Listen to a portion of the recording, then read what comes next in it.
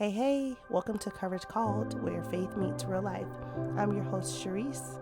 I'm a wife, mom, worship leader, and a woman who is still learning to trust God in every season. So here we dive into conversations that encourage your spirit, challenge your mindset, and remind you that God's grace is big enough for your journey too.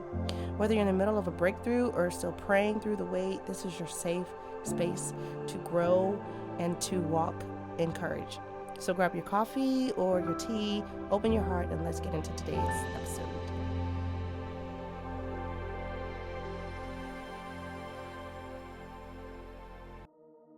Hey everyone, welcome to the channel.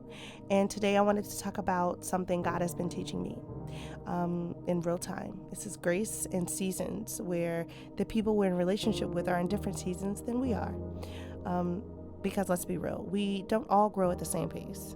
And sometimes the season God has you in will look completely different from the season someone close to you is in. That can be really hard, especially when you want to move forward with them. So in Ecclesiastes 3:1, it says, "To everything there's a season and a time to every purpose under heaven." That means God has a timeline, not just for your life, but for theirs too.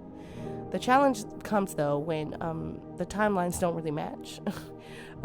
Maybe you're in a season of growth or something, and healing or deep faith, and they're in a season of, my God, struggle, doubt, or even distance from God.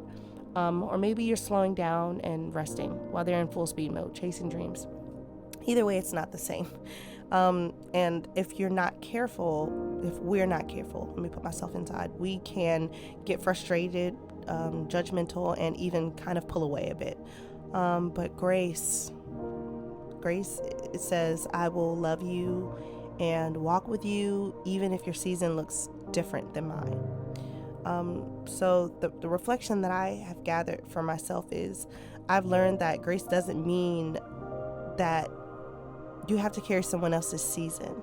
It means you honor what God is doing in their life while staying faithful in yours. Grace makes room for people to be where they are without forcing them to be where you are, if that makes sense.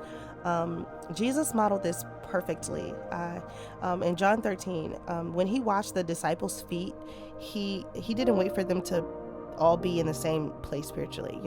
He served them right where they were, in the mix of faith, fear, and their flaws, their mess. So I say this all to say, if you're in a different season than someone you love, here's my encouragement. Number one, pray for them.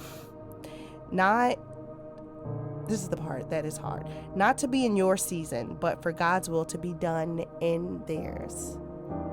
Yeah. Two, be patient. God's timing is perfect, even if it's different from yours.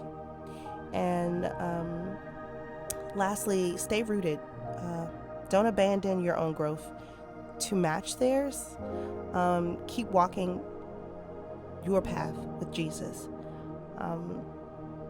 So I'm going to close by saying, grace gives space without losing connection. It trusts God's timing and refuses to compare journeys. So let's be people who love well in every season, our own season and the people we love, their season. So I'm going to end with Romans 15:5. May the God who gives endurance and encouragement give you the same attitude of mind toward each other that Christ Jesus had. That's all, guys. Thanks for joining me today. If this encouraged you in any way, share it with someone who might need that reminder of grace. And I will talk with you next time. Bye-bye.